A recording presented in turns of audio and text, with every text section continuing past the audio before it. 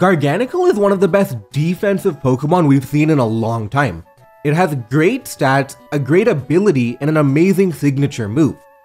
It's so good in fact that it's in the conversation for getting banned. It's actually interesting.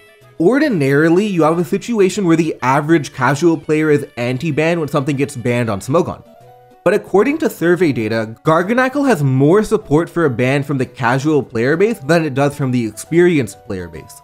The OU Council does not view Garganacl as an issue, but casual players do. Here's why Garganacl is making a name for itself in Smogon OU and what you can do to try and beat it. Is Garganacl an overpowered Pokemon, or is it merely a top threat that you have to account for? After you finish this video, let me know down in the comment section below. Garganacl is a fully evolved Rock-type Pokemon with a monstrous stat distribution. Its stat points are essentially min-maxed. Its only bad stats are its special attack, which it doesn't use anyway, and its speed stat, which doesn't matter too much for a defensive Pokemon. In exchange, it has 100 by 130 by 90 defenses, which instantly makes it one of the best OU defensive Pokemon. For reference, Ferrothorn, a Pokemon which has been the poster child of defense for generations now, has a defensive distribution of 74 by 131 by 116. Garganacl also has an attack stat of 100, which is very nice to have, but isn't a focal point. These are the stats of an above average to elite defensive Pokemon, but it also gets an amazing ability in Purifying Salt. Purifying Salt means that Ghost-type attacks do half damage, which is cool in a tier with Dragapult. But more importantly, it makes you immune to status conditions. Defensive Pokemon can be a liability if you can whittle them down with something like Burn or Toxic, but Garganacl doesn't have to worry about that at all. The only way to take down Garganacl is through sheer power as you try to break down its 100, 130, 90 defenses. That is inherently going to be a tough thing to do. But to top it all off, Garganacl has a good defensive move pool and one of the best defensive moves of all time in Salt Cure. Garganacl has an otherwise pretty standard, good defensive kit with staples like Stealth Rock, Recover, Protect, Curse, and Body Press. But Salt Cure is a move that causes residual damage every turn, with extra residual damage to Water and Steel type Pokemon, which are among the most common types anyway. Most importantly, the damage from Salt Cure continues even after Garganacl switches out.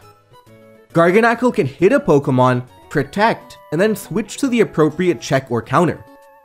That racks up residual damage like crazy and is difficult to functionally get through.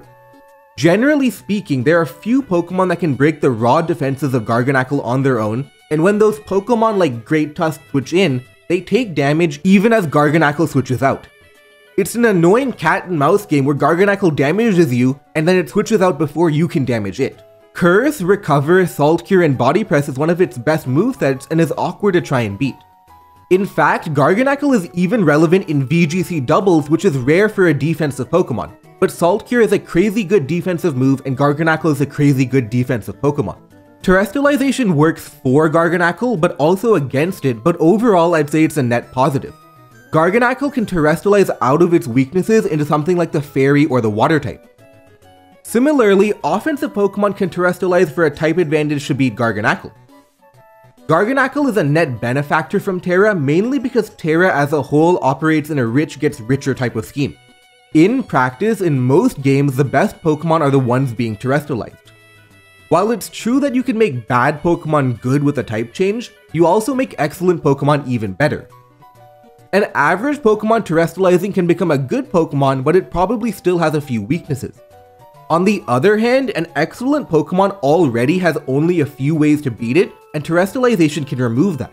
We've seen that already with Pokemon like Annihilate and Espathra, who have gotten banned because they're pretty unplayable with terrestrialization. For Garganacl in particular, it's basically a way for you to choose your weaknesses in a game and change them at a key moment. Water and Fairy are the most common, but Fire, Steel, and Poison all get usage too. One disadvantage for Garganacl with respect to Terra is that in a lot of games it might feel like Garganacl has to Terra because Mono Rock is not an amazing defensive type. It's weak to common attacking types like Water, Ground, and Fighting. In particular, it's weak to Great Tusk, the most common Pokemon in the tier. Garg is a good Terra user, but you only have one terrestrialization per game and you have to be careful about that fact. It's tougher to see why a defensive Pokemon would be ban-worthy because it's not blowing things up like a Chi-Yu would. The rationale for potentially banning Garganacl is that it's too good. It's just straight up hard to beat. Salt Cure is an amazing move and you have to brute force to beat it, and that can be tough versus all of its movesets.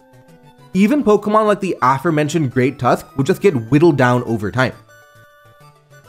But it's not impossible to beat. The number one solution is to just use the item Covert Cloak, which prevents Salt Cure from doing residual damage. A Covert Cloak Pokemon like Goldango has a great time versus Garganacl. Garganacl is a top Pokemon and you should be prepared for it.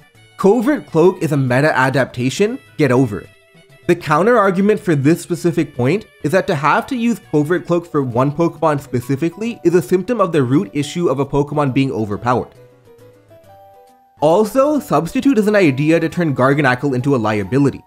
Salt Cure is a low base power move and often can't break a Substitute. You need some finesse to bring a Substitute Pokemon in the game, but if you can do it safely, you have a Substitute in front of a Garganacl. Espatra used to do this before its ban, but now you can commonly see it with Orthworm's Shedtail or a Pokemon like Substitute Iron Valiant. More generally, you can just outplay Garganacl. If you have a really offensive team with powerful Pokemon, you can try and brute force your way through it by doing more damage than it can heal off. This is especially true if you can put pressure on your opponent to force the Garganacl to Terrestrialize. A lot of people even argue that Garganacl's biggest weakness is that it can be forced to Terra, and then after that it can be overwhelmed.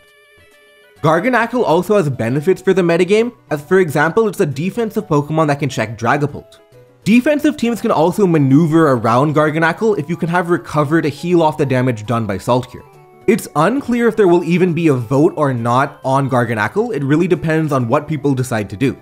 Will Garganacl get banned? Will it even get voted on in the first place? It's unclear now, especially with Pokemon Home looming, but it's for sure a top metagame threat. What do you think? Now that you've watched the video, let me know down in the comment section below.